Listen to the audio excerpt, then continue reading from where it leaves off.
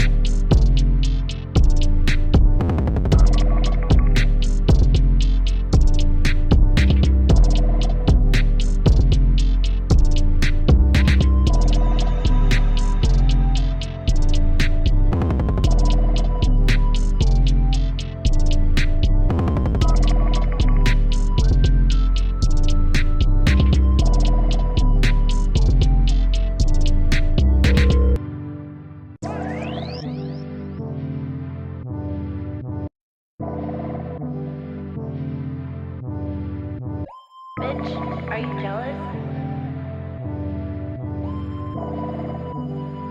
Oh shit, here we go again.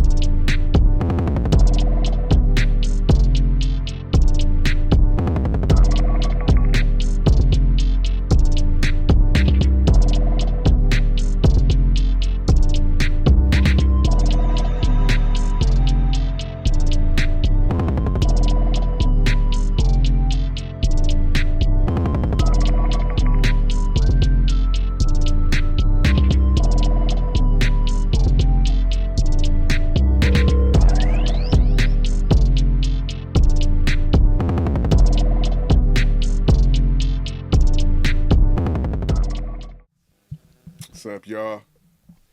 Last one of the year. Sheesh. My name is Amig Man Beats. You are listening, you are watching podcast we call Tight Beat. We are live from outer space and unapologetic studio. We're going to be talking about some interesting things, as always. Producer things, engineer things, artist things. And behind me is my cast. What up, LJ1S? C major. Kid Maestro. Man. Anyway. This nigga locked in. Yeah. He locked in, bro. You know what I'm saying? Something. Before we get into topics, first big shout out to the entirety of 2025. Big shout out to everybody who's tapped in with us this year, whether that be during the live or on YouTube afterwards. Man, thank y'all. Kid Maestro, shout out the rules for engagement. Man, y'all know what it is, but I'm gonna tell y'all the rules. So, yeah, so I ain't gonna have to explain it. But yeah, man, we prioritize conversation in this jump, bro. We know what we gonna talk about.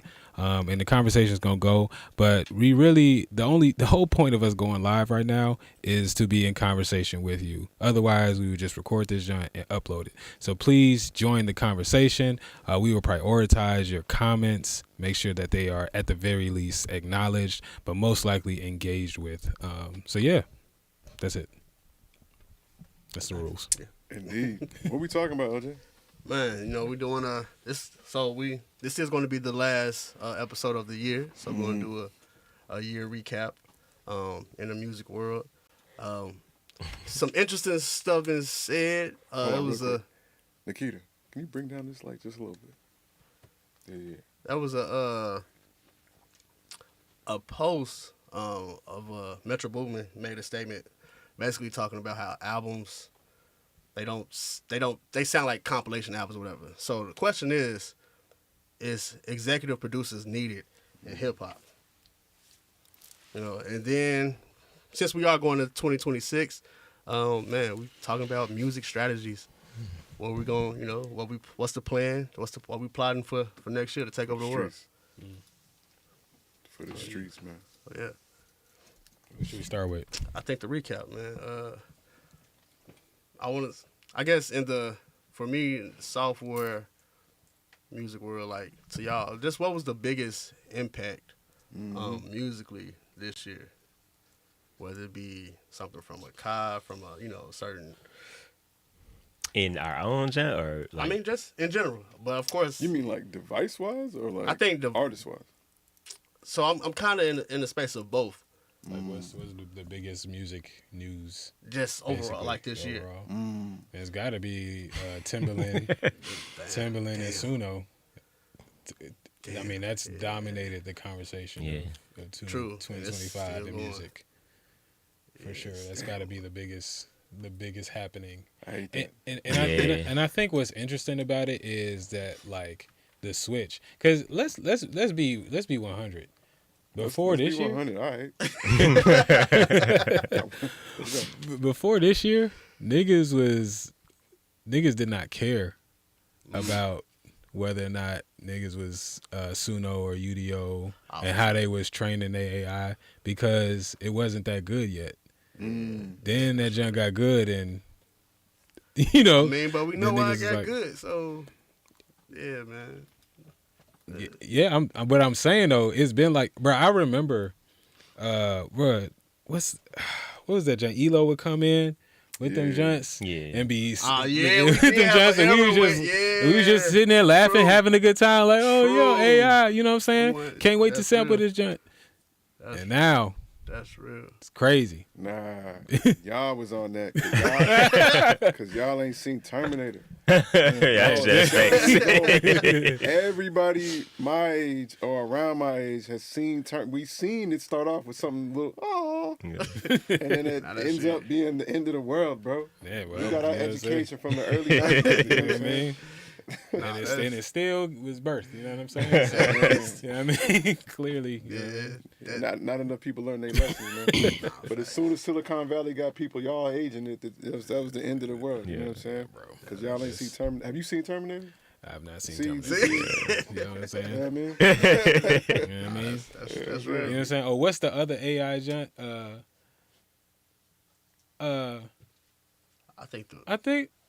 I feel like slapping. What's this? Slapping a nigga today. They got like a whole YouTube channel. You know what I'm saying? We was loving them junts, bro. That joint in the when the whole battle was going on. That sounds just like joint. BBL Drizzy junt. we was very We was much in rocking that with junk. it. We was like, yo, shout out Metro Boomin, man. That's how you do it. Yeah. Nah, that's what y'all was saying. Nah. I think more so. But I that was excited on, like just some sampling. That was like we still manipulating it. right. It was so now- it was exciting on a as a producer. We were trying to figure out like how do you respond when I think an artist tell you to shut the fuck up. Well, I think what it is though is just we wasn't caring about how it was happening. You know what I'm saying? And then all of a sudden we were. And I'm just noting that was a huge and very dramatic switch. I think you know what I also think too. I think to some extent people were just not caring. I also think we have to give a little bit of grace for people. We have never in human history and even in technological history seen something grow this fast. So I think that there are some people that were like, oh wow, yeah, it might get to this certain level at some point, but we still got a long time. They had no idea it would be in 6 months. Yeah, Like, nah, facts. I definitely didn't. I'm not gonna lie. I did not think it would have happened this fast. And it going from something that we were still, manipulating to being the product then. Like that's a very different jump than all right, we just gonna sample these or we just gonna make some funny songs. Yeah. Now it's like, quote unquote original material. You know what I'm saying? And it's on the radio. It's like there's no manipulation anymore. It's just like you spit out what what you need, and then you take it to the charts, and that's a The big. fact that you can take it to the charts, That's take it to the source. It's crazy. let's take it to the charts. Yeah, Just some spreadsheets. it's crazy. nah, But that comes with technological advancements in like bot streaming too. Like that junk didn't, it wasn't. I wouldn't imagine it was just a lot of people listening to it too. It's probably some fabrication in those numbers as well. Absolutely. I mean, there's fabrication in the creation of the thing. There would definitely be fabrication in the reaction to the thing. yeah, you got AI artists popping out of nowhere now. And they on the charts and all of it. Like, bro, come on. Yeah. Never heard of you, man. Hold on though. With respect though, you know what I'm saying? Like, yeah, I understand why you would suggest that that's the wildest or the biggest thing we should recap on for the year. But like, I really want to talk about like our music, right? Things that we went through, things we were excited about, things that we listened to. You know what I'm saying? Like, 2025 was 2025 is like one of them years you just not. It's like 2020, right? 2020 is one of them years that like it's not you. It wasn't like 2019 and it wasn't like 2021. Yeah. You're gonna remember 2020. Right. I feel like 2025 is one of those years too, right? And I want to get to some of the other stuff, man. Like what did y'all make this year that you're like, man, shout out to this year, Yeah. I mean, for 8 months out of the year, I was dropping music every week on all streaming services. So like that was, I mean, just getting through that cycle finally being complete was a dope accomplishment, and it happened right around our 10-year anniversary. Like it ended. There we go, 10-year anniversary. That's something we need to recap on. Yeah, man. There is something positive to recap on. For You know sure. what I'm saying? But before we get there, I mean, so that's like I started there because that had been happening into the year. But I mean, I feel like the first thing that comes to mind was when we opened up for DJ Dilla House Day. Shoes for Dilla Day. Yeah, Like- that's the first thing I would have mentioned. Yeah, which was crazy. I was just scrolling through pictures last night of the year, and I just realized like there's like a picture of my son like saying Happy New Year, and then like a few pictures later is us on like Man. That's crazy. opening up for House Shoes, man, That's and crazy, how dope it was to start off the year that way, especially for me coming right after dropping Wands. You know what I'm saying? Like, still in art mode before I had to turn into Super CEO. Man. That was a great first time playing Central Station. First format, you know what I'm saying? First time we did the on the couch type junk, you know what I that shit mean? was dope. And it was great. And it was recapped amazingly. On this, if y'all watching on YouTube, like if y'all just look at our videos, the whole thing is up there recorded. It was a super dope vibe. Yeah, it was a dope set because like legit, I just be playing, just having it playing through the house. I'm just going throughout my day and it's a fire vibe. Yeah. Yeah, that set was crazy. Yeah, so Dilla Day. So nothing happened in January. I'm just trying to, because that was February. Trying to, because so much, right, so, it's so yeah. much to be, so much Something be happening. We ain't go out of town. We ain't. Something happened, bro. I'm pretty sure y'all had the one of the tour still going on, or no? Nah.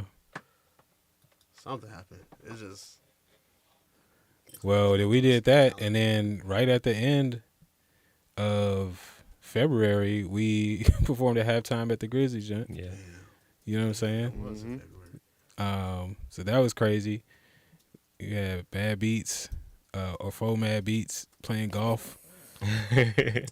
Half court. Yeah. Thought the man was dissing that. That was crazy, and that was crazy because that was, man, the whole team got sick. Bro, that was We was like, bro, that was Yeah, definitely facts. like our flu game, bro. Yeah, that's facts. That was. That's facts. I forgot about that. It was so epic, bro. We had the rehearsals with Opera Memphis because Opera Memphis joined us for that Yeah, performance, Mm-hmm. right? And that was crazy. Big shout out Opera Memphis, man, Yeah. for holding it down for us this year for sure. Man, Multiple facts. ways. Multiple, Yeah. Yeah. and it was also cool because we got to you know what I'm saying, like honor Puncho, Yeah, Mm-hmm. which was a dope situation. Like, Big shout out Punch on, man. for sure. yeah, bro. So we made it through that. So that was right at the end of February. Feb. That's a flu game. Flu game. So Dilla Day, halftime at Grizzly show. That was the first time we was on the court too. Like we performed at halftime. That was the first time we had made it to had the court. whole That's real. halftime Yeah. joint, yeah. Yeah, we was on the stage and the court. Mm-hmm. Bro, that was a fire setup too. It was. That was pretty dope. It was though. I was the only person in both places, man. Only I could pull this off. Bro, we was really trying to figure it out too. He was like, yo, how can we get a smoke bomb and make you disappear? You know what I'm saying? We was close, bro. It was. I think it had the same effect. It worked. It Yeah, worked. yeah. Okay, March. Yeah, I feel like we hot right in the stunt.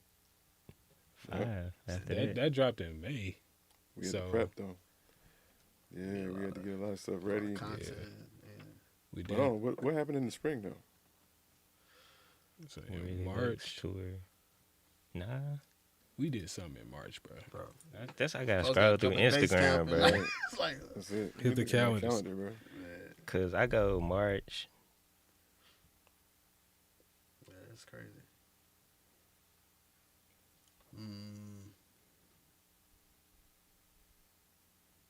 Yeah, folks, dang, we have been busy, but I think that's something we, at least I'm learning. And I think we all face that we're so busy that we never really just sit and Man. experiencing the moment of it. Like once it's over with, we like, I bet. This is the On to most next. I've thought about what happened this Yeah. year. Yeah. Cause immediately thinking about what happened, I kind of got sad because I feel like this is probably the least amount of, at least beats, but I think music period that I probably made in the last, if I probably ever in my, Damn. in my life. We were talking about that yesterday. It's definitely been a year where I haven't created as much. Why? I think it's just been busy. Everything else. I've been busy. Like I'm more so I would say having created for myself. I've been busy creating for like other projects and stuff like that. But like just on some, just me sitting and allowing my mind to go wherever. I haven't done that as much this year. Just because I have been busy and prioritize other stuff. Man, in March, I dropped a video on my birthday on my YouTube. It was like a performance in the shuttle That with was like nice. all kind of like balloons and all kind of stuff. That was pretty dope. Like I think that was the first time I ever did anything musically to celebrate my birthday. So that was dope. It's just called March 11th on YouTube if y'all want to check it out. So I That's dropped a little. decent, bro. I drop albums and sell out venues, bro. You know what I'm saying? You get there, Indeed. you know what I'm saying? Nah, that's dope, man. That's really dope. So In that March, was Liz and I were shooting the documentary Behind the Mask. Mm-hmm. cool. Yeah. So for those, y'all might not have seen it unless you done been in Voice of the Mask, which is in our app. Whoops, I just told y'all something. But there is a way to see a unique documentary about me that has not been released to the public yet, and it's somewhere in my app. So if you're interested, you can go to the app, look for something called Voice of the Mask, and you'll find it there. Yeah, so we were doing that in March. We had a lot of sessions and meetings. I feel like that was like a prep joint. Yeah. Stunt V listening session. The listening session was there. I was getting together with Dragonfly at the time. I was building with them, trying to figure that out. Oh, wow. I'm tripping. I was getting ready to go to New York. April 9th. Yeah, the second week of April, I was meeting with Urban Arts and Google for the very first time. Yeah, I remember because you was that time we had Vinyl Night that weekend. And that was dope. So we came, that was the 12th. Yeah. I went to the Color Ball. It was crazy. Yeah, this man was at the show. The Illuminati type events. Just regular life. The regular life. Yeah. It was a lot going on, man. Yeah, we was filming a lot of Stunt Fire promo. Yeah. Got tapped in with Klondike. Yeah, I see that as well.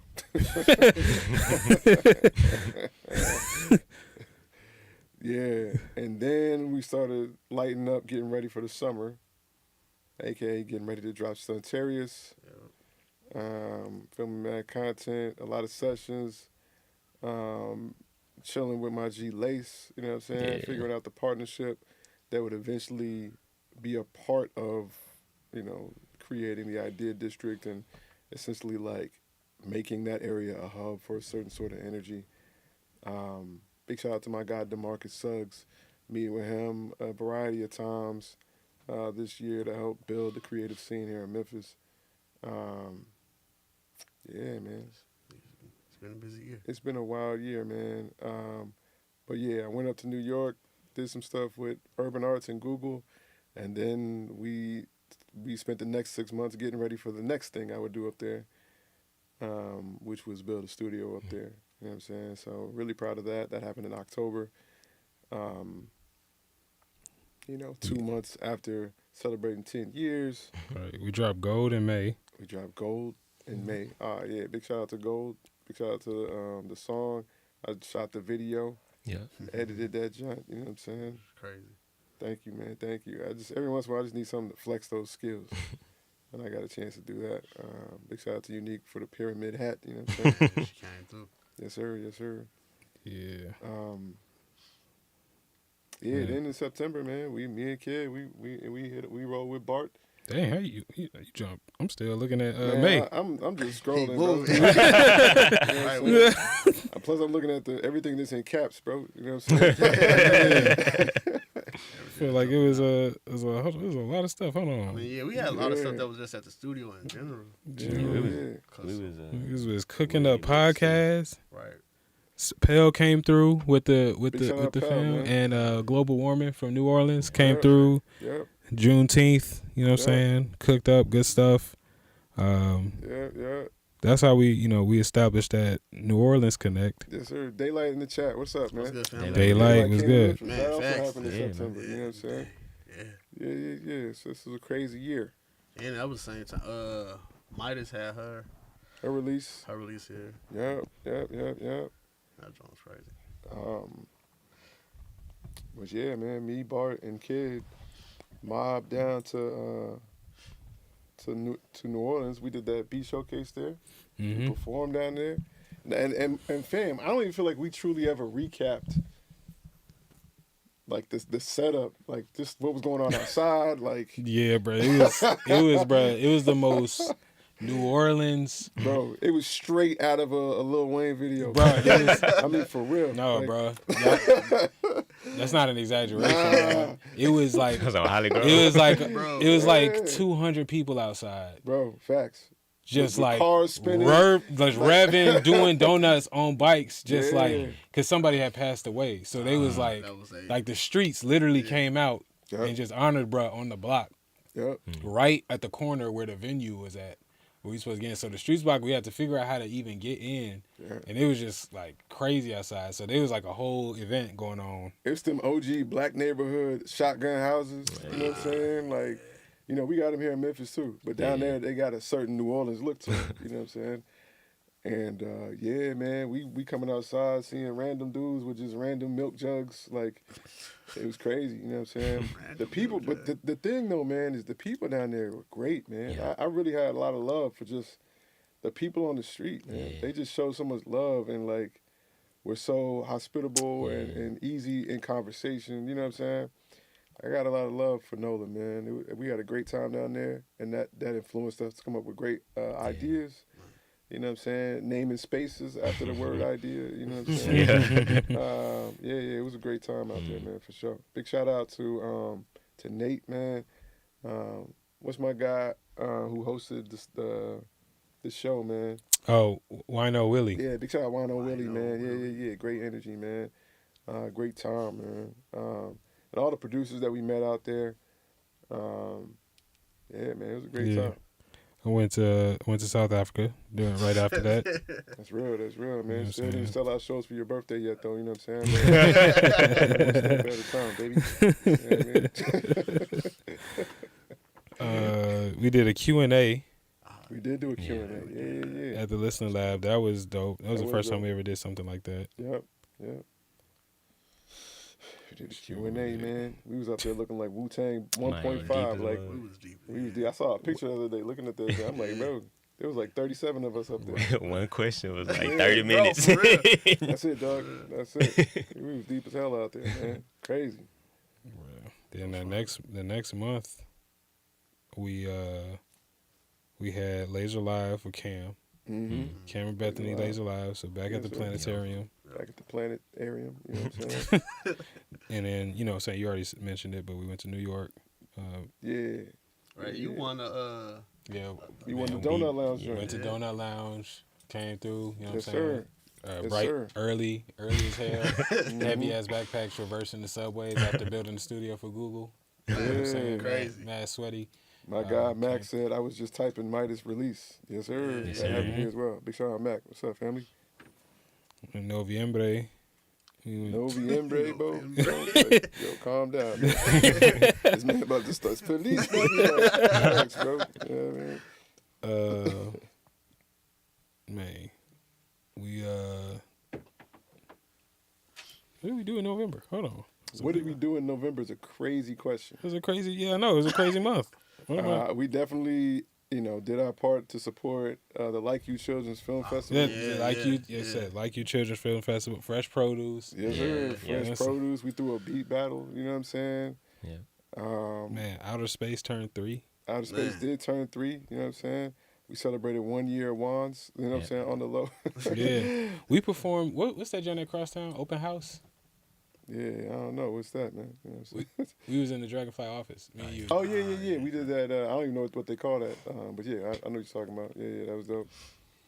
I got interviewed for Edible Memphis. That'll pop up in January. Big shout out Edible Memphis. You know what I'm Flex. saying? You know what I'm saying? Slight. Like, You know what I mean? Slight Something flex. Want some healthy shit. You feel You know me? what I'm saying? Niggas about their life. So we did that. That was a Yo, crazy. you know what we did? Yeah, we dropped Slightly Sacred from Luke. Man. Yes, we Facts. did. We Yeah. dropped Slightly Sacred. We dropped Slightly Sacred, man. Sounds like a pretty fall record. Oh, she performed at Cooper Young as well. She did, man. She that she was performed dope, at Cooper Young. You know what I'm saying? Got some performance shops up. She killed that performance, by the way. The Cooper Young joint was crazy. And then Cam was at the back at the green room. Right? Yeah. That Yeah. month. Crazy. The day after the Fresh Produce. So Yeah. back Yeah. to back Back jumps. to back and shit. Yeah, that's No, right, it's the day man. before. Right. Oh yeah, it's the day before. Yeah, right, day before. And then Aaron James, he scored a mini ballet, bro. Yeah. right, and performed it at the green room as well. For Yeah. it was like a private jump, $250 tickets. tickets, So, right. you know what I'm That's saying? crazy. But we saw the videos. And it was dope. If you never heard of it, you got to hit up Google. You know what I'm saying? Got it up good. Yes, indeed. So yeah, we did that. Yeah. And there was a lot of sessions going on. So niggas was in the studio. We was locked in the studio, man. You know what I'm saying? I'm doing more and more work with a lot of different people.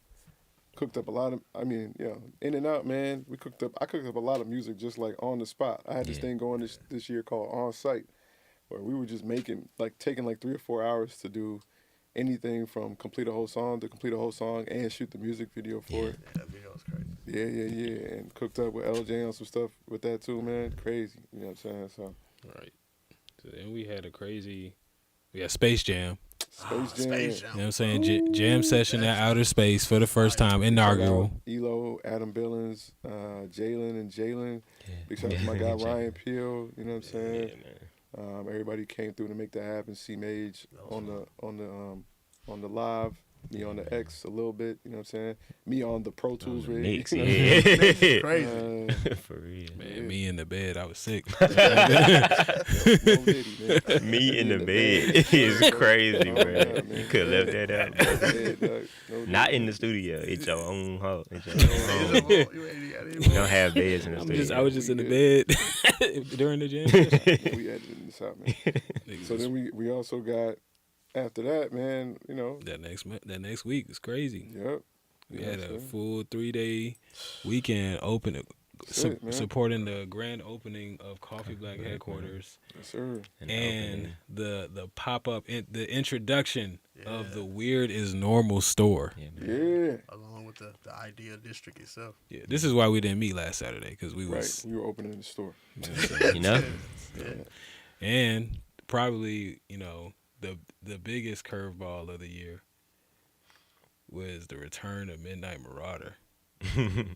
Bro, it was looking bleak, like it wasn't gonna be able to come back this year, and it baseball slid into that jump, bro. Yeah. Very proud Well, of it. before good. It was that, though, we good. had Yeah. the Midnight Lounge. Marauder Lounge, we did. Yeah, Marauder Lounge. That's Lounge. real. Post Yeah. fresh produce. You know what I'm saying? A couple Yeah. weeks afterwards. Yeah. You know what I'm saying? We had Marauder Lounge. Big shout out to Unique for creating the Marauder Lounge bracelet joints. You know what I'm saying? Be there to You know get what I'm saying? one. You Had know to what I be there to mean? You get wasn't one. there, man. You gotta hit up Google. You know what I'm saying?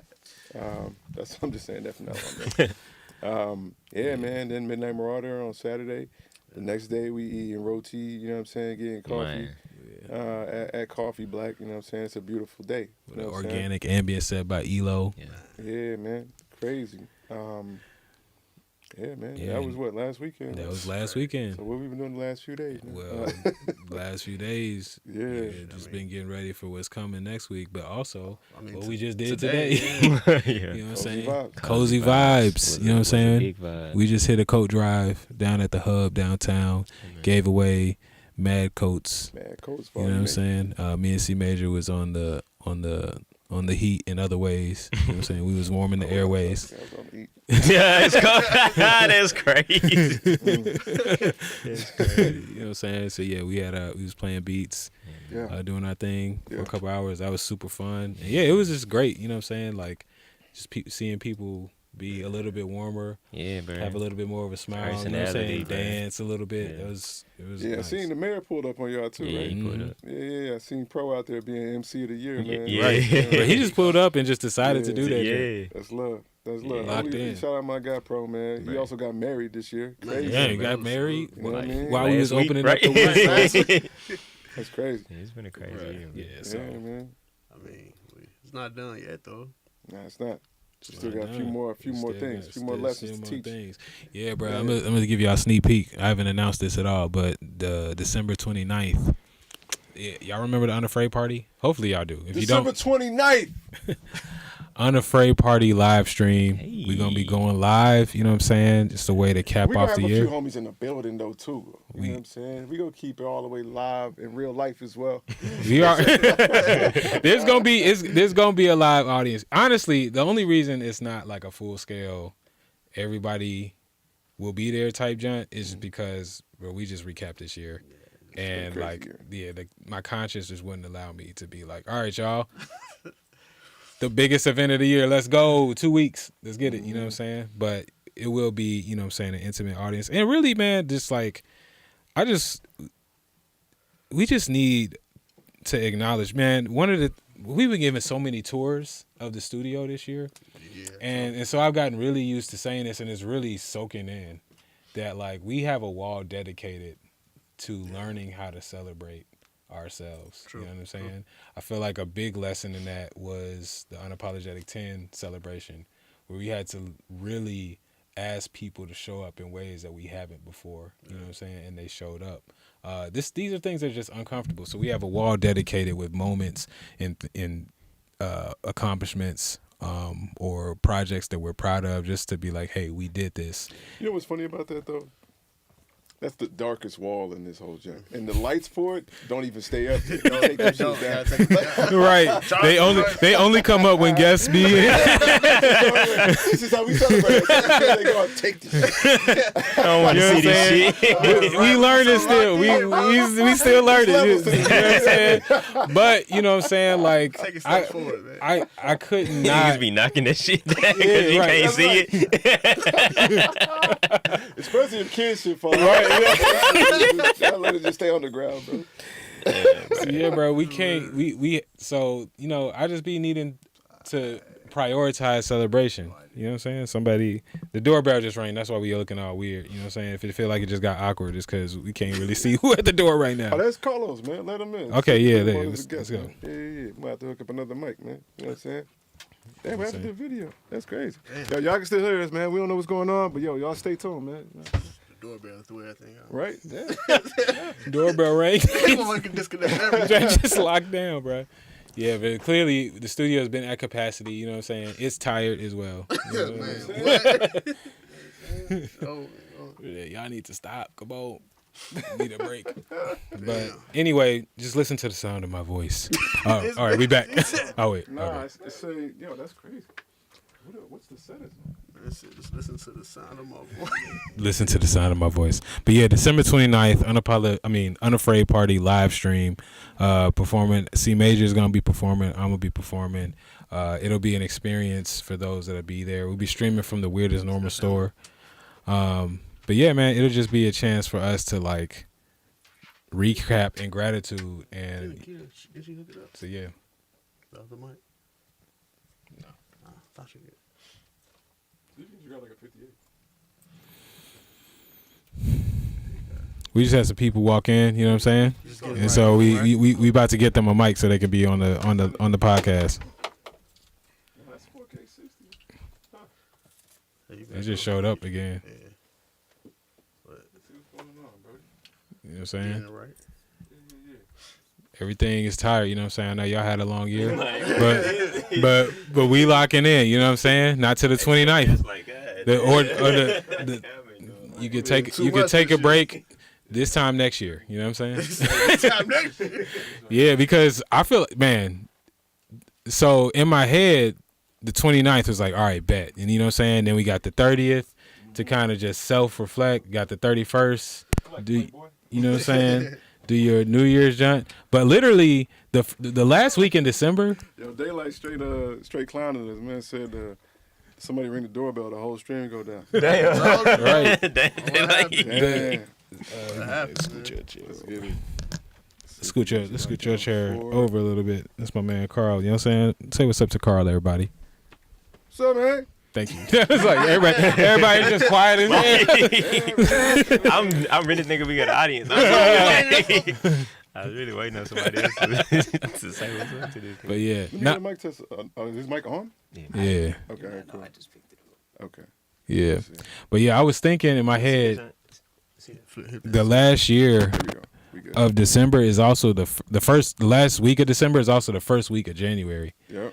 and literally that Saturday, the Unafraid stream is Monday. That Saturday, me and C Major got to go to St. Louis. We performing for Fresh Produce, the Champs Battle. Yeah, bro. You know what I'm saying? So, gotta lock in. Yeah, I got a show in Orlando in a few weeks. Yeah, bro. You know what I'm saying? Yeah. You know what I'm saying? We got an announcement. You know, just early congratulations to my man Jackson. For those of y'all that don't know, he's been first of all he's been working like 100 hours a week at his job, and they for real like at least 80, and then he's If he been wasn't white, I'd be like, that's slavery. and he made a commitment to shoot a show every week. Yep. To go to a concert in Memphis and photograph that joint. to compile a book of shows in Memphis. So That's hot. he's been able to maintain that, and we're coming up in the last 2 weeks. So he's got stuff lined up. Yeah. And so more on that to come, but congratulations, Jackson. Big on shout that, out, man. Jackson, man. Integral part of the success of this year for sure. Yeah. All right, let's introduce somebody, man. Somebody just joined the podcast. Let's not give him a little slick in it. You know what I'm saying? Like let's do it officially. You know what I'm saying? You know what I'm Man, saying? bro, this is one of the brightest spirits I've ever met in my life, man. I don't think I've ever seen you not smiling. Matter of fact, can you just frown real quick just to kind of? like? That's not even it.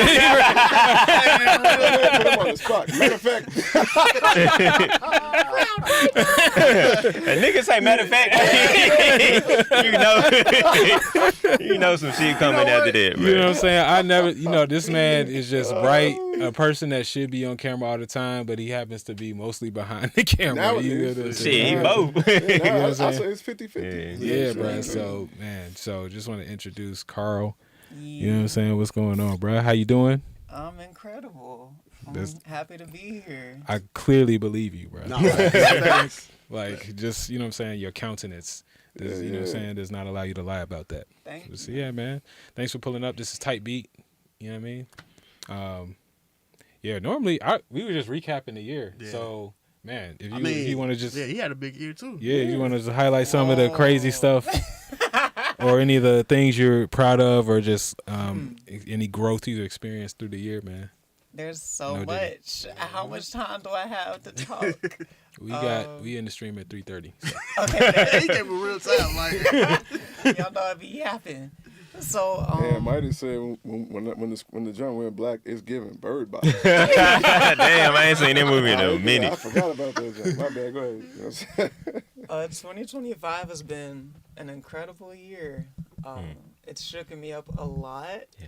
There's been a lot of life lessons that I've needed to learn that I feel like I might have pushed off unintentionally or intentionally, Yeah, like right. consciously or, unconsciously. But I just confronted all that, I feel like, this year. Or a lot of it. Who knows if it was all of it. But I started out this year in Memphis for like the first 3 months. First quarter was hot. Quarter talk always reminds me of business. So I love that. Like, the first quarter I was in business. So. Yeah. But then Quarter I talk. moved to New York with very little plans, except just pop off. That was like the whole plan. Mid-March. It's a good And after that first maybe week or so, I realized it was going to be a lot. It was going to be an arduous task living in New York with like no plan, no savings really, just tribe, network, like ambition, And yeah, from March till I guess April, I was blessed with this opportunity to start working with this luxury event staffing agency. They got me into some NDA type rooms for the first time, and that was hot. That was really cool. I mean, that's a crazy statement. Luxury. If you say luxury, what? You know what I'm saying? Luxury event. So for the folks who like know fashion schedules and stuff, right? Yeah. Because I'm trying to be, I want to talk about it without talking about it, right? Like dance around the NDA terms. So in May, annually, there's just like for example, in May annually there's some stuff that happens in the fashion world, especially that first week, typically, and a woman who might be represented by Meryl Streep in The Wears Prada coordinates certain events during May, and Certain devices. Hold water. I didn't say anything. that's like an example of like one of the spaces I may or may not have been blessed to be in. Within like just the first month of being in New York. So it sounds like you had a crazy year, man. Yeah. You know what I'm saying? It sounds like in general this was a crazy year. This was a year for leaps, risks, triumphs. A lot of that. Yeah. A lot of tribes showing up. Like, there are great accomplishments, I feel like, yes, that I had a part in. I mean, it's my life. But some of the phrases I've been big on coming back to since maybe 2024, I think, has been, it's not about me and God timing. And so this year, I really leaned into that. Like as my professor from university would say, Dr. Quova, shout out Dr. Quova, Africana Studies over here. Shout out Dr. Quoba. He used to tell us in the beginning of class, like, lean into the discomfort because we're talking about a lot of, I mean, it's African and African American history, so it's a lot of heavy. Can we cuss on here? Yes, like, ma'am. It's a lot of heavy shit, you know, and like truth telling and truth bearing. So, yeah, I leaned into the discomfort this year, and I mean, I'm bearing the fruits right now. It's been a lot. I'm grateful for it though. This kind of reminds me, I mean, a lot of Nubia's campaign for like the last couple of years is like, and I'm going to butcher the specificity of the words that she chose, but it's essentially like, you know, what has to be on the other side of discomfort and pain for you to lean into discomfort and pain, right? Like what are you willing to go through discomfort and pain for, right? That's a great question. I feel like I've known that question since I was like 13. I've known the answer to that question since I was like 13. But I do find that like most people's like alignment with purpose is on the other side of that question. You know, you know, I always tell people like, you know, a lot of times when people, even interns here, right? Interns here, when they're just giving the bare minimum or they're going for average, it's like I remember in the beginning I didn't understand it, but now I'm just like, look, like you got to find the thing that like you will be as locked in on as I am on this, right? And maybe this isn't it. Maybe this is something that you, Listen to the sound of my we voice. still here, baby. We still here, Bird Box. You know what I'm saying? Like, you know, maybe, you know, for me, I feel like I found that early. And so that made it hard for me at times to understand people who hadn't found that yet. Yeah. From being 1,000%. It took me years to learn, to realize, like, not, like, I was blessed in that. I like, that was not normal for me to find it that early. You know what I'm saying? But that everybody's on their journey to find that thing. And I find that, like, whenever people find that thing, their life changes immediately. You know what I'm saying? Daylight says somebody at the door again. Damn. Damn. He's up, man. Check the ring, John. You know what I mean? Go ahead. He's up, man. Nah, that's interesting. I don't think, like, just going back to the mad question. With me, I feel like even things that I went through or whatever, it was never I feel like it was never an option to decide otherwise. A lot of times, whatever happened, I just felt like it was part of the path. It was part of life. So I never looked at it was like I had a choice to, do I keep pursuing? It was like, oh, this is just something that you have to go through to get to where you're trying to go. Yeah. I never had a sit down moment like, is this still worth it? Is this still?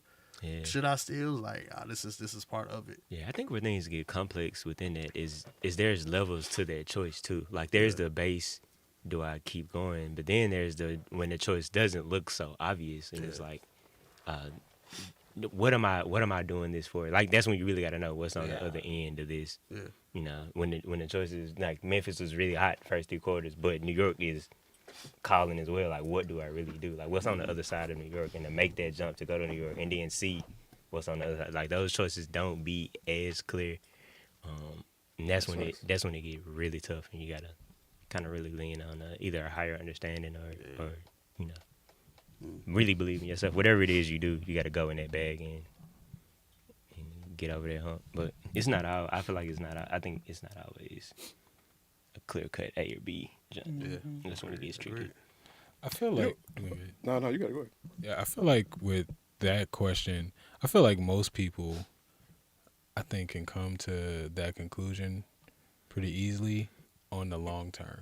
But the long term is stacked upon like today. You know what I mean? Yeah. And when and making that decision today, a lot of times be more wishy-washy. Like, am I gonna be comfortable or lean into the discomfort today? Because you can always say, I will decide to do this tomorrow, or you put it off. But I'm going to deal with this.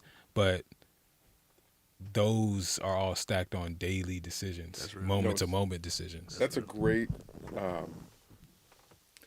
That's a great bit. You know what I'm saying? That's a great thing to recognize.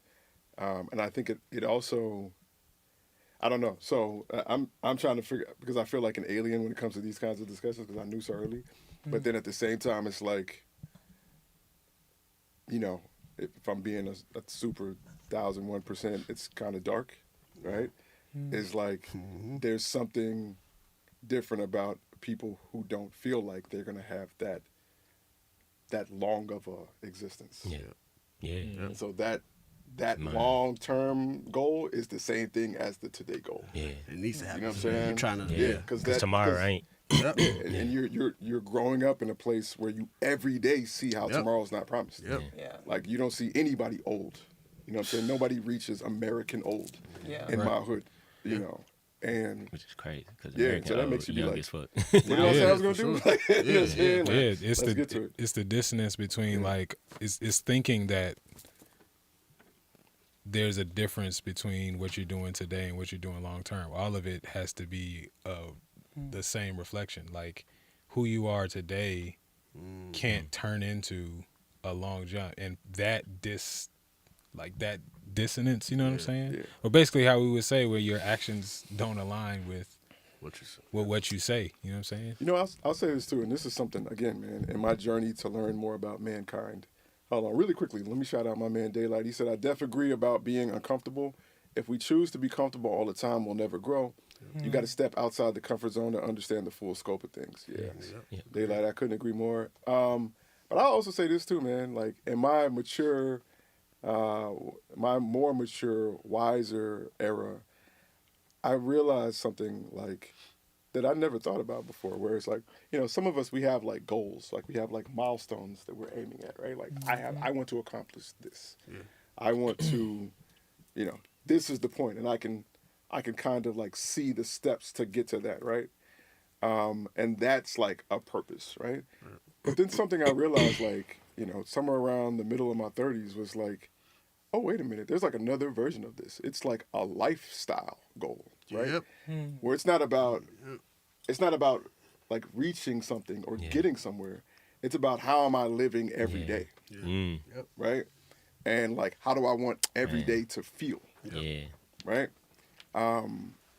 And I remember just being like, I never even thought about that before. You know what I'm saying?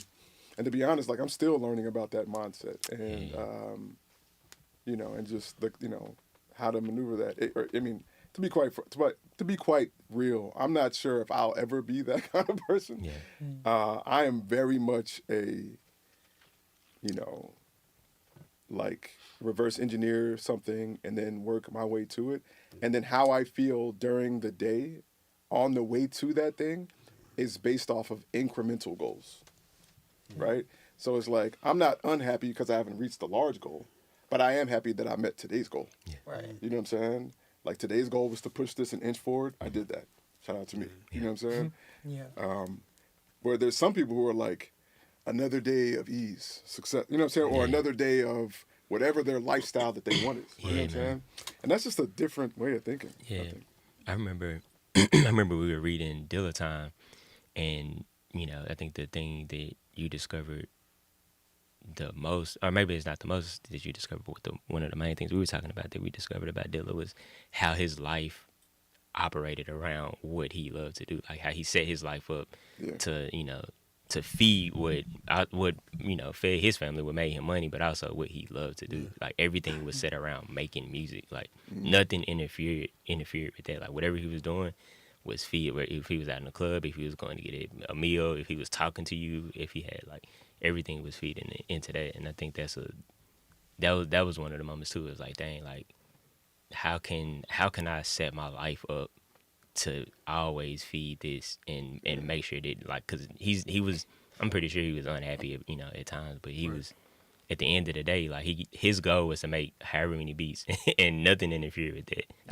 I be looking at J.E. like that the same too. Like when we go out to, he really lives a life that no matter what he's doing is feeding. He just did like a recap, and he was like a big part of Nelly's tour. Like, and so making music wasn't a big part of his year this year, but he was still like running video for his tour, doing the camera. Like he was holding stuff down and learning because I think he's just a life learner. Like he loves to learn and he loves to figure stuff out. And he's like a scientist, and so he was still fulfilled throughout his year because he was still doing, And so to even be adjacent to like even some of the things that you might want to do, and it still fulfills you and setting your life up that way. Some of my idols do that. Really, Kenny Beats is another one. Like some of the people that I really sound like they all made a executive decision Mm.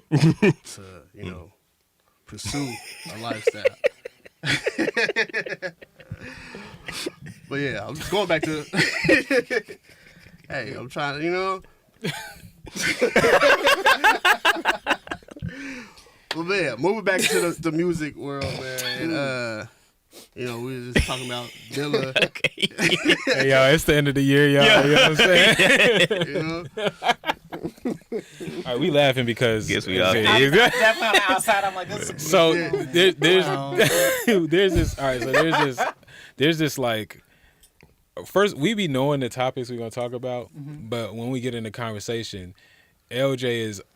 We always anticipating how LJ is going to transition from one conversation to the next topic, and sometimes he does that really skillfully, and then sometimes it's a little abrupt. Lucky, what up, family? You know what I mean? And so I think we just think that one was a little abrupt. So we Sometimes it's like, sometimes the moment pass, he's like, damn. So you gotta, you gotta shoot, create man. it. Yeah, we're talking about music, bro. We're talking about going back, of course. One of the topics, man, was so let me just get some context. It was a post, and Metro Boomin basically was talking about how a lot of, if not most, he feels a lot of hip hop albums today they sound more like compilation albums. And so the question was, is that an issue on the producers or the artists? And I think we come to a decision that is trying to figure out, is the value of a executive producer decrease? Like, is that needed now in hip hop? Man, this is gonna sound really critical to rappers. So this is not just the one joint. Yo, get that shit out. But Do your thing. if I'm being honest, like All right. the best hip hop artists, they albums don't sound like that, and they definitely be having multiple producers. Is because they can hold an idea themselves, and I personally just feel like a lot of rappers can't even hold an idea in a song. They literally just be rhyming. They literally just be rhyming Nah, words. that's facts, bro. You know what I'm saying? Just trying to get to the next thing that rhyme. Yeah. There's no continuity between what you just said and what you're going to say at all. And so like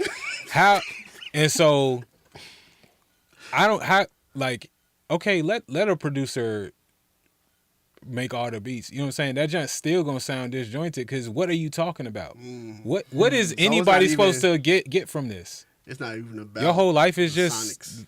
a vibe. I don't know. Like so I think it starts there. I think that there's just a lack. I feel like it's hard for artists in general to hold a concept in a song, much less a whole project in general. So What do you think is the reason? Has there been a decline, or is this Declining what?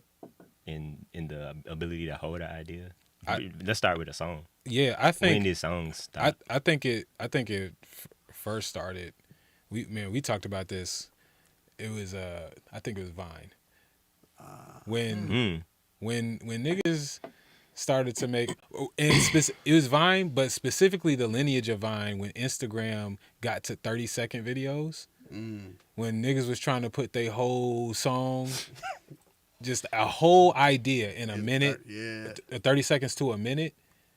And that be people's full junts. You think that reframed the whole? I think it changed like what we thought was a complete idea.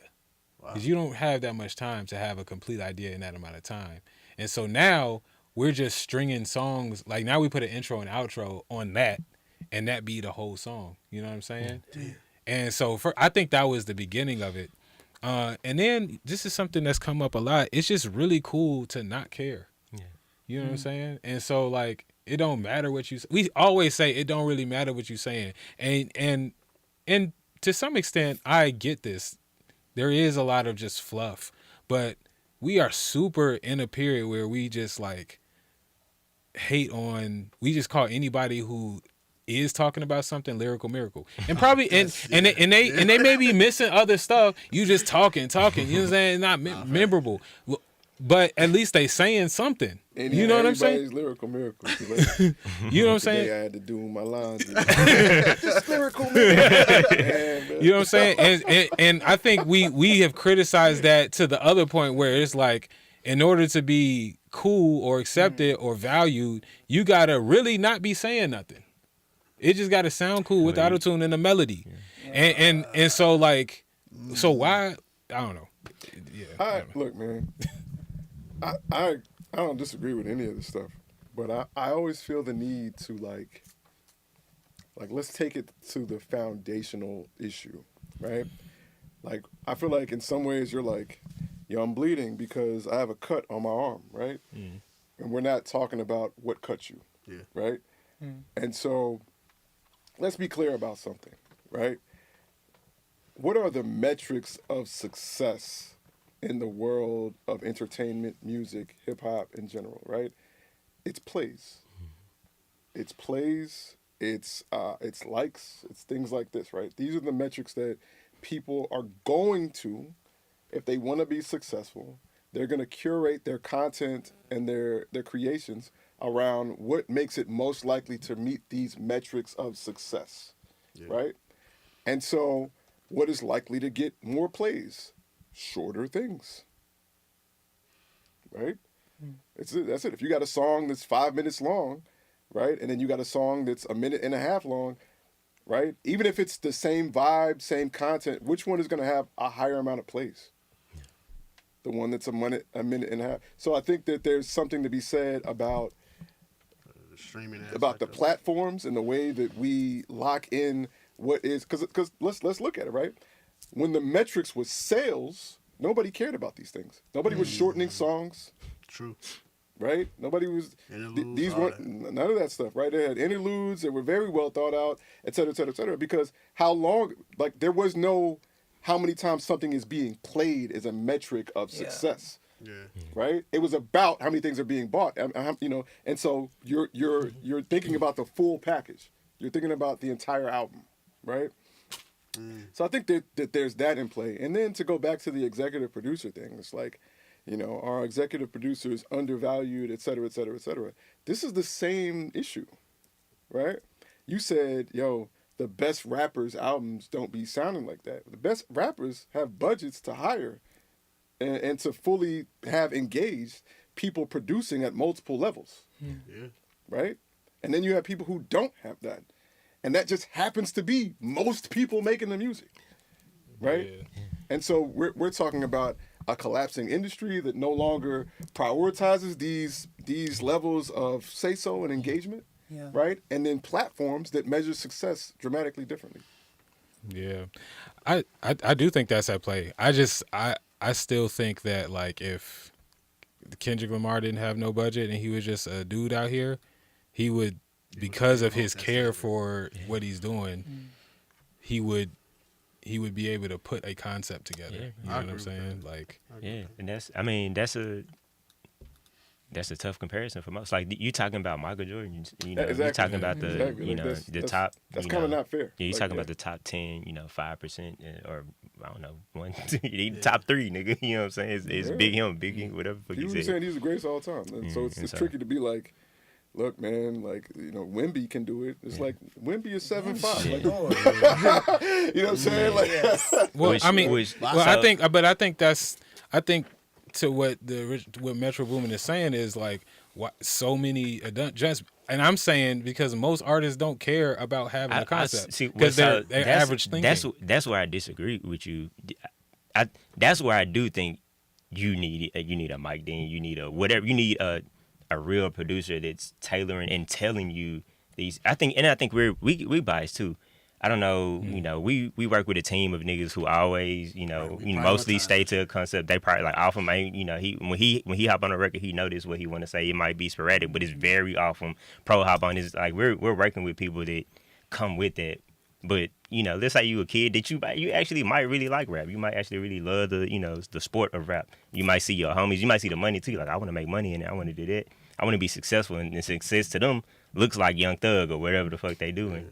And then you mimic that, but you don't have nobody telling you, hey, this is good, but let's just try to put a concept together. Let's just you just and let's say you pop. Let's say you fuck with it and it pop off. You do an Instagram, nigga do a TikTok dance to your shit. You popping. Now that's just like you got the formula. You think that's the formula. Now I'm gonna do this shit. Now I'm in the shop. I'm gonna do this shit for 10, 5, 6 years. Then I might get into some some real shit or somebody. But it's rare that.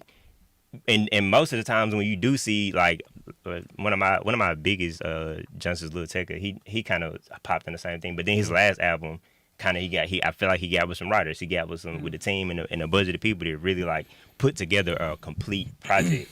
And that took money, that took people buying in, and it took producers. Yeah. So I think where it's lacking is some executive level of somebody pulling you to the side and being like, hey, let's try to pull stuff together and I also want to say this too, man. Like, and I hold on. Let me shout out my man Daylight. He's got a few comments. He says, +1 everything the kid is saying. Come on, man. Come on, Daylight. He said, +1 everything kid is saying, especially the music being pushed to mainstream. Rhyming is different from rhyming and poetry, rap. I also heard fans and supporters argue that they don't want to think about the lyrics and break it down. They just want to hear something that they can memorize, and that sounds catchy. Yeah. Yeah, I mean, I've definitely heard and seen all of that, man. I think there is. I've experienced this, right? So, like, my name is I Make Mad Beats, yet I clearly do way more things than make beats. You know what I'm saying? And that gives me an advantage, right? It gives me an advantage. It's like, in a way, when it comes to organizational things or building things or I'm kind of like a whole band of things, right? You know what I'm saying? So I can do multiple things and think of multiple things while doing the other things, right? Exactly, right? Mm-hmm. So I can be the bass player responding to the drummer in my world, right? Okay. Also, I'm an alien. I'm not usual. Yeah. This is not a usual thing. You know what I'm saying? And so I think when we're thinking about, the issue, of executive producer, artist, producer, whose fault is it or whatever, I lean into what C. May said, where it's like, nah, like, a part of the thing that makes Kendrick an alien is that vision. Yeah. He didn't need. Right, exactly. Yeah. Like, he has a vision in ways most artists don't. He's an alien in that way. Yeah, you know what I'm saying? And it's like, no, like, if we're talking about the industry and creatives in totality, we can't judge that by the aliens. Like, most people in these spaces, most artists, right? They have visions for certain ideas, for certain songs, right? Mm-hmm. But, like, no, like, you still needed a Quincy. You still needed, you know what I'm saying, a Barry. You know what I'm saying? Like, yeah, you know what I'm saying? And it's like, it's unfair to ask everyone, or every artist. And so I lean to what C. May said, which is just to, like, no, like, I think that there has been a devaluing of that position and that need, right? And I think that is at the hands of multiple things. I think the industry is just not making enough money. I think that there has been a lot of what people deem success without that position. Yeah. And people chase what is the easiest and the lowest costing. You know what I'm saying? Yeah. I would add, I want to think about how fast people digest stuff. Yeah, facts. Right? Mm-hmm. Like the rate of digestion, like musically. And then the way people idolize a freestyle.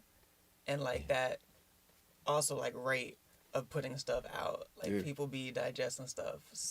Digesting. Because it's not very much to digest. Right? Looping in a lot of stuff. Yeah. But it's easy to be digested, so it's pushed real quickly. Whereas where you have like who said Kendrick? I think you said Kendrick, right? Yeah. So when people bring up Kendrick, it may come at you fast or whatever. But hey, yo, listen. We're gonna pause that later. You good? It may, but it's actually it's a heavy meal, right? Like it's a lot to digest, and people having like the ability to like put out a lot of work and it still be a lot to digest is rare. Like folks who could come out like my introduction to a lot of hip hop folks and people I really looked up to were like the Lil Waynes and the Jay-Z's. So like they could put out a lot of work. Like Lil Wayne went crazy putting out so much work in the span of time that he did, right? But it's still like some stuff to digest within all of that. I feel like right now people idolize a freestyle, and a lot of times a freestyle don't have a lot of depth in it. There's not a lot to digest. So it's like, okay, I'm gonna just put the stuff out. I think Future be freestyling a lot of his stuff, and it's like, what are you talking about? No shade, like just putting out work. Yeah. Let me just say this, and this is a slight tangent, but like, this has actually existed for quite a minute, and it's only because like I have been as a producer, I've been noticing this in rap for over 20 years, right? Where it's like some rappers are just better at like a bar or two passing, and they're still talking about the same thing, right?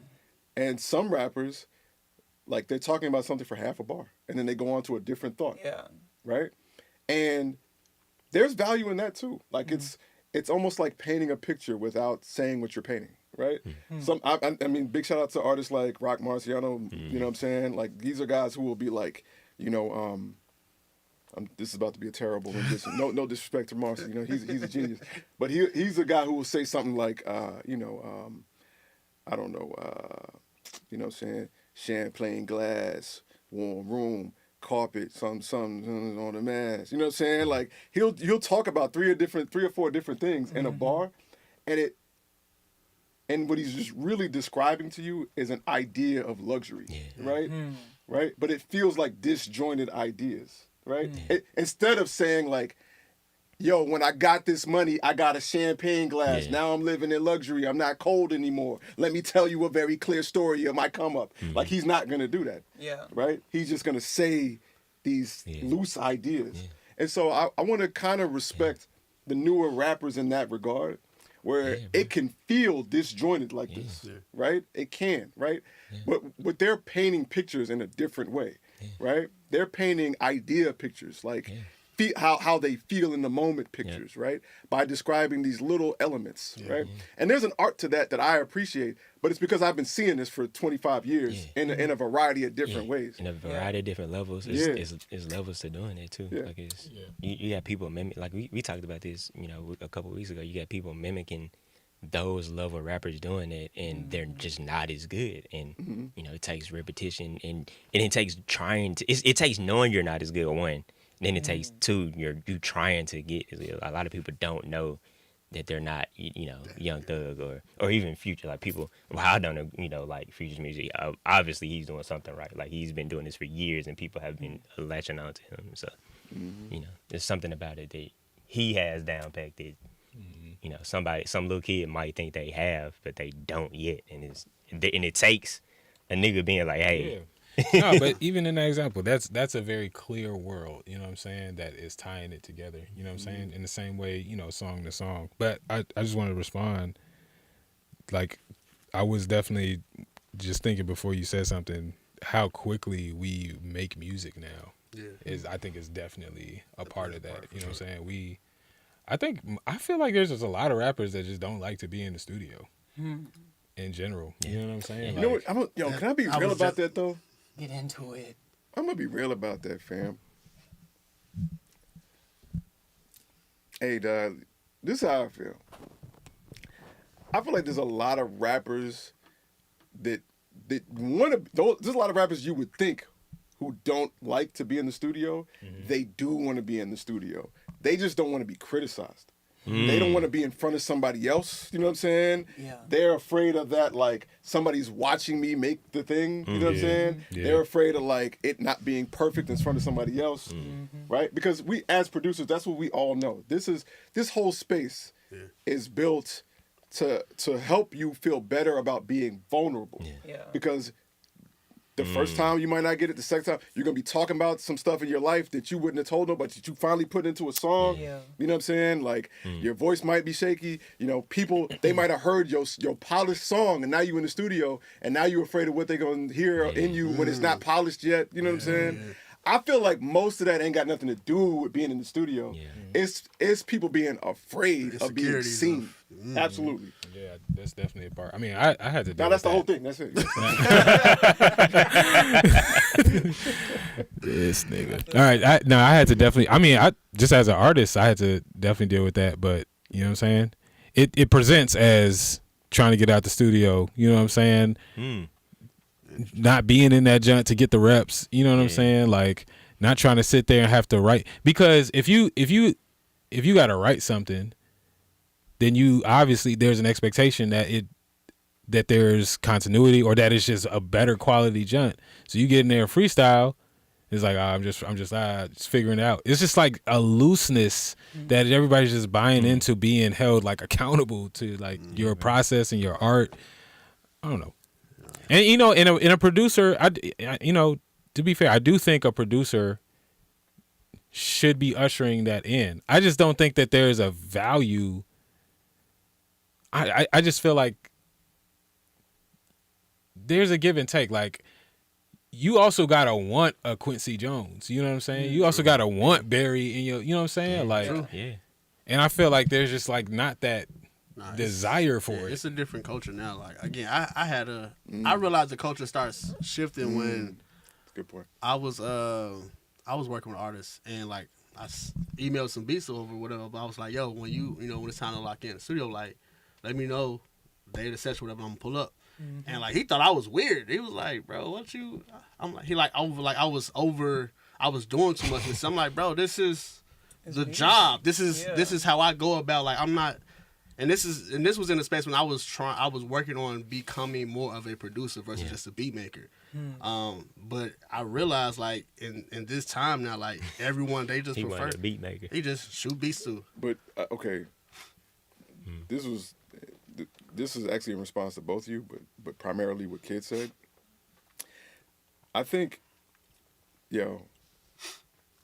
okay, why would an artist not want Quincy there? Or a Quincy, that's the word, right? Like, or that's the way to put it, right? It's because if somebody said they were and they weren't, right? You got a lot of fake producers. Yeah. You got a lot of beat makers posing as producers. You got a lot of ego. Absolutely. You know what I'm saying? You got a lot of people who don't have, because think about it. We're talking about a Quincy. That man can play 1,000 instruments. Yep. He has a full catalog's worth of experience and musical and knowledge, right? Yeah. I don't think anybody's going to say no to that guy being in the room, but there are a lot of guys trying to be in the room with none of those qualifications. That's real. Right? With none of those skills. And I'm not saying that this would, that this would be every rapper's reason for being like, nah, I don't need an executive producer in the room. But I'm sure that somebody who didn't deserve to play that position, demanding to play that position, and then doing it terribly, played a role. And we don't even need these niggas. That's a yeah. I can you see know what I'm saying? We haven't gotten to talk about terrible producers. You know what I'm saying? I think this is our response. We haven't talked about that. I feel like this is just in response to me. I feel like this is just me in response to me being like, yo, you know what I'm saying? Niggas don't even know what they talking about in the song. You know what I'm saying? In general. So, you know what I mean? Like, but that's definitely the other side. Is just niggas. Now, I will say though, for you to want somebody's beat but don't want their presence in the you probably shouldn't work with that. Honestly, if that's you know what I'm saying, if that's your mindset, like you want to make music with somebody you don't want in the room with you, it's crazy. Right, that's Lil Baby how like Lil Baby don't like no, it's just him and the engineer. I was about to say, I think Missy Elliott has said in some kind of interview that she doesn't like to record with folks around. Like I remember her talking about how she be making all these like little moans and grunts and all these extra sounds. She's like, I want people to see me like somebody doing said she all recorded that. a verse and they had to turn around or something like that. I think she is. I've heard Timbaland say like he couldn't be in. There's some people like that, but Missy also similarly. That's always an odd word to pronounce. God. Anyways, similarly to how Matt has said, like you got. Oh shoot! It just left. Hold on. Where did it go? Shoot the jump shot on that. But she understands. She can see from like multiple angles. She sees multiple things. She's more than just the artist in the room. She's also a producer. You know, she's more than just the rapper in the moment. Yeah. You know, she's thinking like the producer. She's thinking about like the singing. She's thinking about like all these different things. Yep. And then as an artist, because I feel like not a lot of folks know this. I feel like, but I call myself a hip hop artist because I really love hip hop. Yeah, bars, right. And thank you. And what's helped me, I feel like, outside of like the musical side of hip hop, like just the visual, like either putting shit on a fashion kind of angle or like knowing yourself like a spiritual kind of angle, is just being grounded, like knowing who I am or knowing who I'm from and where I'm from has helped me a lot with like confidence and being vulnerable in front of other people and like sharing art, because it's okay. I know like who I am and where I'm from, and people either rock with it or don't. Yeah. You know, and it's casual. I think another. Hold on, really quick. My guy Corey Owens says terrible producers who have been overly hyped don't want good producers in the room with them. Let's be real. Yeah, no, that's real. Producers hating on the producers. Now, that's real. Like if you made the beat and the artist want to bring somebody who's their producer in, you know what I'm saying? In that's I could definitely see that being a that's a real. Like how that's barbers a don't real want to jump. cut other folks' hair, and then mechanics don't like to work on other folks' like cars if someone else had already worked on it. I can see that. That's it. I didn't think about that. That's a real jump. It does become like a battle of the ego But situation. but all that being said, you know what I'm saying? Like again, we talking about I don't know. It's hard to because now I'm about to name aliens. You know what I'm saying? Like, but I do think though that if somebody who had no experience holding a concept through a song, didn't know how to rap about how to link a hook, have a hook link a first and second verse that have different perspectives. You know what I'm saying? Artists who don't have experience and all that they're doing is that you can get like a Dr. Dre who at least knows how to get a performance out of you that encompasses an energy that can tell a story, that can link a project. You know what I'm saying? Yeah. Those are excellent producers. So you know what I'm saying? You just Like need a Drake. you just need. Well, I think the point is niggas just need to rise up and get better. Like niggas sound like all this shit sound like this is because because niggas need improvement and put out your trash compilation joint. Fine, according to Metro Boomin. Fine, you know what I'm saying? But with the fine, keep doing it as much as you can so we could just get better. So then you could well, that's the the issue. It's not. It's keep doing it. It's really find somebody that's gonna say that. Yeah. Like and that's what's missing. Like nobody. These studios is all yes. That's good. That's fire. I'm high. I'm leaned out. Whatever. Like this shit is hard. Nobody is in these rooms. Testing anything. What are we talking about? No, bro. The song. The funniest thing. I was listening to a song. Me and Kid was on the way home, and I was listening to an artist that I won't mention his name. But halfway through the song, Kid was like, "Is he fucking bitches or he killing people?" And I was just like, "Nigga, that's a question that was not asked in the studio because it very quickly was he was very quickly going like, what are we talking about here?" And those questions don't be, happening in the studio. So that makes me think when we're talking about just like tying hooks and stuff together, lyrics stuff, it makes me, and I've never been a fan of this in hip hop, even though we know it's a thing. Should hip hop artists have writers? Like, initially, We'll be right back. But the real question is, that is the real question. Yeah. But a macro way to look at that is, are hip hop artists or are they rappers? That's it. Because artists have been getting other writers since forever. Right. Rappers are held to a different standard. Yeah, exactly. So, and like we know it's a thing. We know. I feel like Drake is leading. But whatever. That's just me. Yeah. As far as having he's known, he's the only rapper that's known to have writers. Like it's been publicly said in. Kanye. Yeah, Travis Scott. True. So I'm like, only is bold. It's a lot of them, but but they never really get mentioned in them. And that's what I'm saying, rapper- because I understand it. Like I understand both lanes. I understand if you're a rapper that chooses to get a writer, then that disqualifies you from being a GOAT rapper. Like you know what I'm saying? If you're not in this category, you're an artist now, and that's fine. I feel like I don't think they should. I don't think every rapper should have. I don't think most rappers should have a writer. But I don't see nothing wrong with rappers. Nigga, it's a good formula. I mean, like, it's. we service one of the biggest lessons I learned this year as a producer. I can't remember who was saying it, but he was just talking about like everything we do in the studio is in service to the song. Nobody is bigger than the song. No one person is bigger than the song. No artist, no producer, and like so everything is service to the song.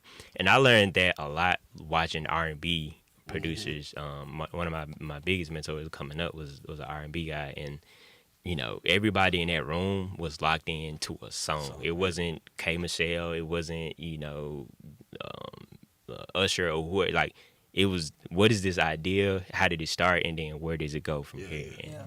And I feel that, and I'm not disagreeing with it, but I will point out that I feel like that idea is often in direct opposition to another criticism that often comes up. Is just that like when you service the song in that same way, you tend to end up with a bunch of collaborators on it. Yeah. And then we get to the criticism that often comes up is it'd be too many people collaborating on this song. Well, I don't know. You don't subscribe to that. Yeah, that's not. I don't give a fuck. Like you know, the song. It's now if the song is crazy, then yeah, but.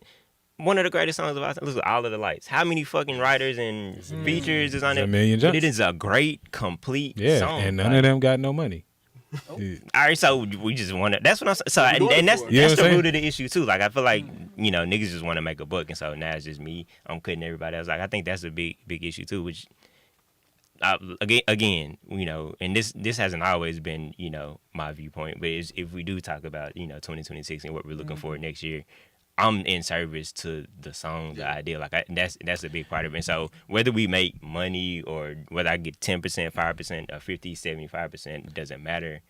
And maybe that's just my no, I feel you. I'm just saying that that's in direct opposition to a lot of the criticisms of how music gets made, all the way from AI to the number of writers in the room to the way, you know what I'm saying? Like, because...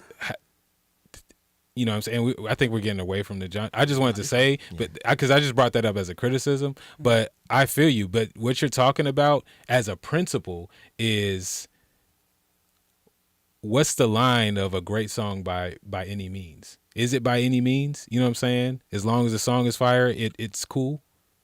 Yeah, but I think the main thing, what bothers me, and I'm just thinking about. But that's I feel like that's a rabbit hole. I feel like we got to reel it back. But I feel like to writers.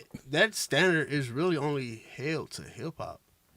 Yeah, to rap. It's 100%. like no other genre they worry about that. It's like you said, it's they a do. song. They do. That's why songwriters are unionizing. I mean, I feel, but that's I'm talking about in the sense of like or trying to unionize. You talking about having a writer being I'm talking about as far as hip hop, like it's known that you can have like that's supposed to be. Standard. Like no other genre I've heard them be like. It has to be hip hop. That like say he finna head out. He happy holidays, brother. Hip hop though started extremely counterculture, extremely like that. Yeah. That's in its roots, and so like as it's been evolving, you know what I'm saying, what it's been trying to hold on to some of its roots.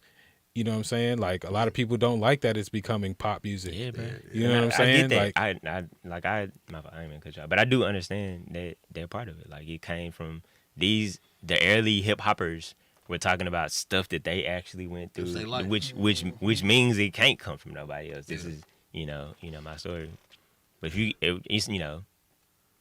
It's only I ain't gonna say it's only so much that you can do. Yeah, you can live a life and be vulnerable, but also there's a beauty and an art to telling somebody else's story as well. And Kendrick does that a lot. Like everything that niggas talk about, it's not, Pusha ain't sold that much drugs. Yeah, but it's not just about the words written; it's about the voice spitting. You know what I'm saying? Like,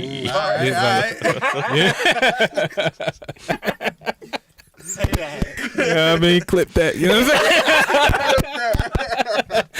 I'm saying? Yo, they be doing YouTube and Twitch. You know what I'm saying? How they be doing the clip junts. You know what I'm saying? And so, like, if Kendrick Lamar is telling somebody else, like he's telling somebody like his mama's story, his dad's story, or something like that, I feel like that's different than somebody writing his words for him. And you know what I'm saying? Just in the light of which we understand hip hop. You know what I'm saying? And so I think the question is like, is hip hop better off with writers? You know what I'm saying? Ultimately, do we think that, like, is it better off? Nah, Bringing more people into the room for that. I don't think so. I think it depends on the type of artist you are. Do we think that music in general is better with more people in the room? I think so. Like, Right. yeah. So what is it that makes hip hop different? Like you said, I think it just where it started What from. makes hip hop an exception that it wouldn't be better? Yeah. I don't know. I think, like you said, it's just the heads is where it started from. Where hip hop originally came from was people's stories, the struggles. Like, that's where it was birthed from. So, and if you haven't lived that, and especially if you're not a great storyteller to lend that to someone to understand what you're trying to say, like, no one else can tell your story. And being that hip hop comes from that, I can see why people would be like, nah, that's not, that's not what we do in this culture. But as far as making songs, I think a prerequisite. That's the difference between I think what Matt was just saying, hip hop and an artist, a hip hop artist. A prerequisite to being a hip hop, whatever the fuck, a rapper, a bar nigga, is you have to be good enough to tell your story. Like, you have to be a good enough storyteller to tell, and like whatever you're going through, you have to be good enough to tell that in a way that convinces or attracts or whatever gets the masses. I think that's a bar of entry to lyricism. And if you're not, you can definitely be an artist. Bar of entry is hot. You can Yeah, but all of that still gets put under the same category. We're not, like, when you listen to it, there's not really a differentiator. You don't really know until you read the credits or somebody comes out with an interview. And so because of that, I think my question is, like, that I be feeling like that don't matter until you go and listen to the behind the scenes, because you don't know.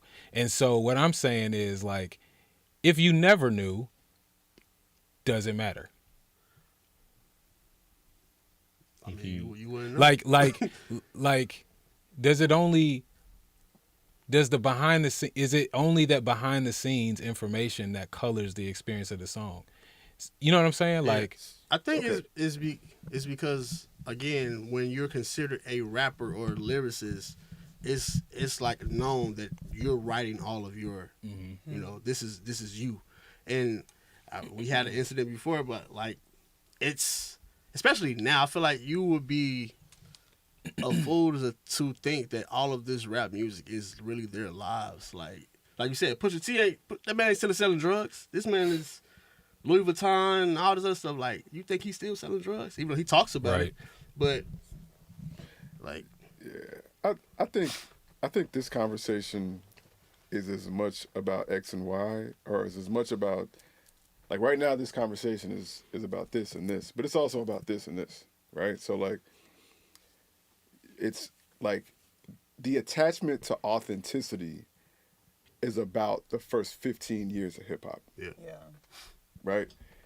Because like, extremely and unapologetically, you needed to be a representative of the things you were talking about. Yeah. And if you weren't, like, there could be physical violence. It wasn't just about a fan. You know what I'm saying? Yeah. Like we're talking about people talking about the streets, and people in the streets would beat you up if you weren't really from them streets. You know what I'm saying? So there was more than a handful of reasons to actually be from whatever you're talking about, right? To be authentic. You came up with the lyrics. You're coming up with this. But I think that's before hip hop really reached its mainstream, era, right? And when hip hop like started dominating mainstream music, period, I think it opened the doors for the rules of what is allowed and what isn't to change. Because in order to get there, you have to product the thing. Yeah. Like you have to, like, you don't get to that level of mainstream, like, super locked into authenticity. You have to lose it on the way, right? And so I think that hip hop is early enough in its journey where there are still people who are still desiring to tie it to that original authenticity. You know what I'm saying? Because I think that's a goal. That's something unique to hip hop. You know what I'm saying? Like I always say, like hip hop is the most honest genre of music to ever exist. It is. I like that. It absolutely is. It's like no, and I'm not saying that people aren't lying, but what I am saying is like, for example, right? In black families' houses for decades, we've been saying nigga, right? Right? Yeah. But if you go and listen to black music from the 60s and 70s, so you're hearing that word, if at all, very little. Yeah. Like it's not representative of how we actually talk to each other in our communities and in our houses. Right? Rap was. Right? Like rap was. Like rap got brutally and excruciatingly honest in a way that made other people uncomfortable. Exactly. Right? And so I think that all of these are what made that authenticity a little bit more valuable in this genre than in others. But I do think it reached the place where it's like, it's kind of unrealistic to expect it to be at this level and still be what it was when it was underground. Like that's just not real.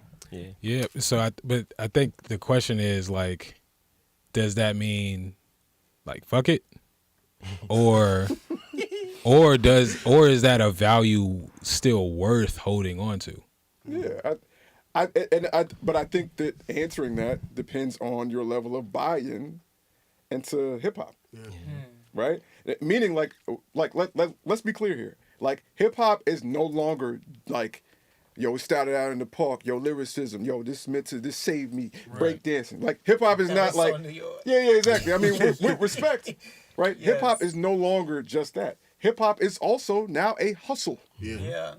Right? Like, let's be clear. There are plenty of rappers who ain't rappers. Yes, man. Right? They do hip hop, and then they do it successfully. They make money. It's a hustle. Right? And so, if you can buy into it at either level and see some sort of success. It just depends on what part of it you buying into. Right. And I want to be clear about something. I would prefer it to not be a hustle. Yeah, let's go on the record. Like, you know what I'm saying? Like, I would prefer it not to be. Yeah. I think music is so sacred. Man. It's so special, right? I would prefer to know that I'm hearing that person's heart. Yeah. Every time. I built a label called Unapologetic. Our slogan is where vulnerability becomes art and where it becomes genius. Say that. Of course, I want to see the real you every time. Yeah. Right? But that's mainstream nothing. Nothing in mainstream anything is based off of, yo, we got to keep this as authentic as possible. Yeah. Right. No. It's how many units can we sell? Yeah. And so if it got there, how could we expect it to not act like it got there? That's true. Yeah. Also, on the point of getting back to the roots and the origins of hip hop, I think the process of being validated, like, no, like, you actually good, you should keep on rapping, like, has shifted, and that's affected a lot of this too. I feel that. Like people saying, like for Rakim, for example, how he started rapping and he would be, where is he? I think Long Island or something. Like from, I think Also, sidebar, his autobiography is so good. Folks, read it. His like research into the Quran and like all these different like holy scripts and like it's really nice. Get into it. Shout out to the National African American Museum of Music in Nashville. Yeah, my cousin that bought me that book. Love her to life. Anyways, Love her to life. That's hard. Love her to life. I love that. I think the validation is That's true. affected a lot. Well, you And think then it- KRS once talked about like the split, like when that split like actually happened, like when it was no, like you're validated by the people who grew up around you, who know the kind of life you're living because they live right next to you, Yep. and then where it came more from like a pop like production manufacturer like Yeah. kind of validation, like when they validate you versus when actual people validate you. Yeah. Yeah, no, I mean, you know, I think we was originally just talking, should hip hop artists have writers? You know what I'm saying? because there's a large portion of it that doesn't still. You know what I'm saying? There is still, I think, a stronghold, enough people to where it's like, nah, Drake, you're not a rapper, bruh. You know what I'm saying? You know what I'm saying? definitely one of Where, them, but not gonna lie. you know, but he's very clearly a representative of Yeah, hip hop at hip-hop, this yeah. point. So you know what I'm saying? There is that. I'm gonna say this. I think, okay, let's imagine getting a book, right? About like, imagine, y'all remember R.L. Stein? Yeah. R.L. Stein, he wrote Goosebumps. Yeah. Okay. I know Goosebumps, but I Yeah, didn't. Yeah. Okay, so imagine getting a book by R.L. Stein called Goosebumps, right? And it's not written by R.L. Stein. Yeah, that's crazy. Like that's like rap is closer to that historically than it is to like who wrote the song by Michael Jackson. Like, Yeah. you know what I'm saying? It's still nobody's gonna care. Like, Yeah. nobody's gonna lose respect for Mike if he didn't write the song, Yeah. right? But there is something about authoring Yeah. in Yeah. rap that's different. Kendrick won Yeah. the Pulitzer with Absolutely. Drake, you know what I'm saying? Or if he did, who would that award go to? You know what I mean? It's definitely like, Yeah. I'm just asking, do y'all think the quality of the music would Change. that there's a clear difference in the quality, even if there's the authenticity there? Do you perceive a clear difference in quality on one versus the other, like on a large scale? Okay, so I feel like the nuance in that question is that what you're really asking is, do you look at the art differently when you find this out? Do you look at the artist differently? Because let's be clear here. There is a unique bond. Something has changed, particularly because of social media and the way we do media marketing now, right? Is that like your music doesn't stand on its own anymore, True. right? Like I never even knew what Al Green looked like until like, you know what I'm saying? You know what I'm saying? Like music doesn't stand on its own anymore, right? Okay, music is tied to who are you now. Like music is a gateway back to your social media page, back to like music is the business card. The product is you now, Yeah. right? And so, yeah, I think that has a different relationship now, right? Even if you initially say, "No, I like this song," you know what I'm saying? I don't know who wrote it, but I love this song, right? And then that gets you back to the page of the artist, and you're like, "Yo, I really identify with this person. I really respect this person. Me and this person have something in common because of what I heard in this song," right? And you can feel like that for 6 months. But then the moment you find out, yeah, actually my man over here wrote that, you know what I'm saying, blah, blah, blah, blah. You're not going to have that same relationship with that artist anymore. And that will change how you value the song. So it's not as static as did I like the song or did I not? It's like I might have liked the song when I first heard it, but this is a long-term relationship. Right. You know what I'm saying? Well, I guess what I'm really asking though is basically, do we think who's like an artist? Do we think that Kanye songs are better than Kendrick songs? Because Kanye is definitely an artist. You know what I'm saying? Yeah. And so is that You don't want me to answer. is that well, first of all, I'm saying that as a example of bunch of writers for raps. Right. Singular person for raps. Do we perceive like a significant difference in quality in general? Which makes better songs? Quality of Do the y'all whole think? song? Yeah, Just the lyrics? of the whole song. quality is a weird word to say. Yeah. But if you're asking me, I'm gonna prefer a Kanye song over a Kendrick song. And I think if we go across the board and we just pair up Kanye to Kendrick, I'm probably gonna go lean Kanye more. But That might be a personal preference. That might be because he covers a few more bases than I think Kendrick does. But I don't. That doesn't lessen. I'm saying this. That doesn't mean that's, Kendrick needed more writers or listen. That's like But that's I'm- just a I'm- weird comparison in general. Because I'm using it as an archetype of not necessarily just them, but I'm saying, do you think that rap would be better if they stop using writers, like hip hop in general, if they stop using writers, or do you think like rap would be better if everybody started using writers? That's what I'm asking. I would officially like choose a side. Mm-hmm. I would say I think hip hop would be better if there were no like extra writers. Like it was just the artist writing what they were saying. Mm-hmm. That's what I want to hear. That sounds beautiful. I mean, if I had to choose between those two, Yeah. I would go the same.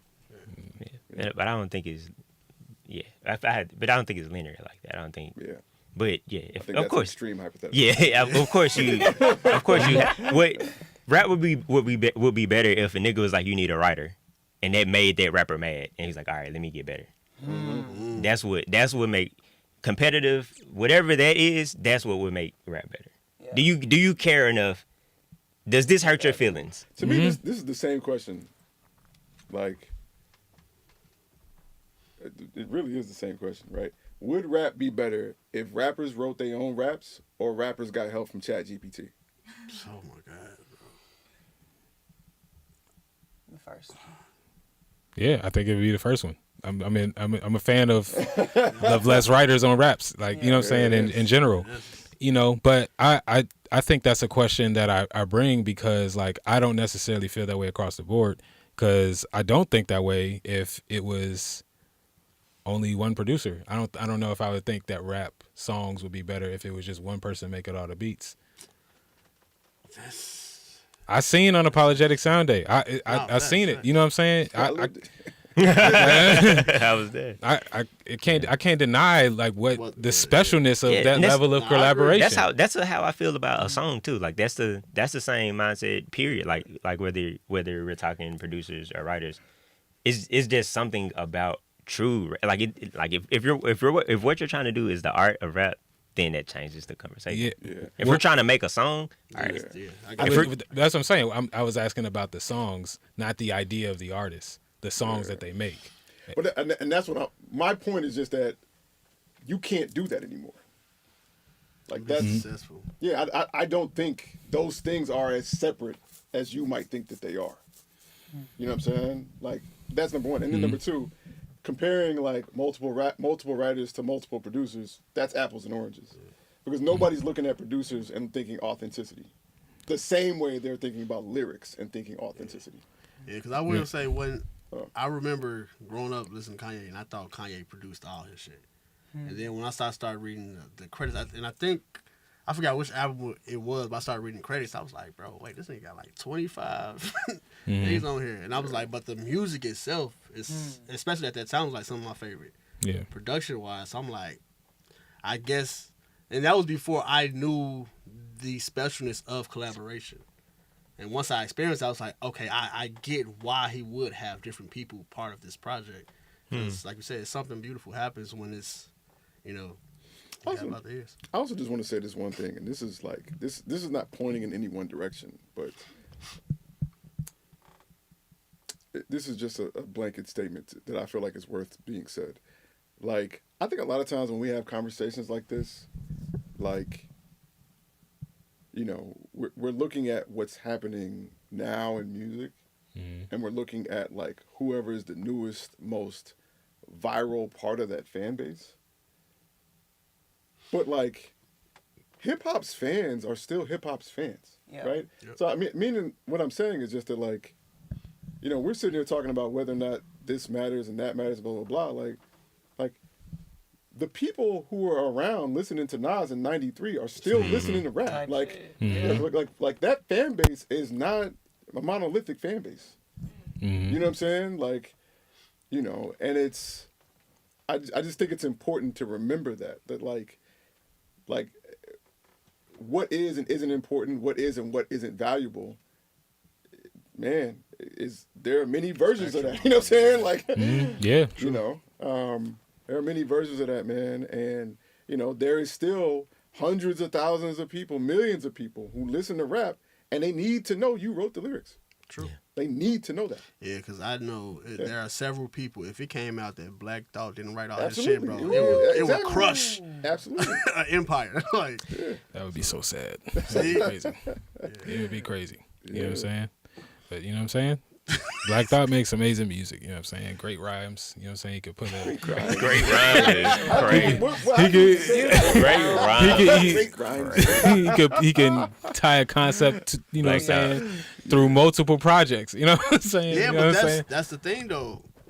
Black Right. Thought isn't. Is that he cares. That's the Yeah, thing. he cares, but I'm saying when it comes to just the art of like creating song, creating music, I don't think people are looking at the charts for Black Thought. People looking at the charts for great art is crazy.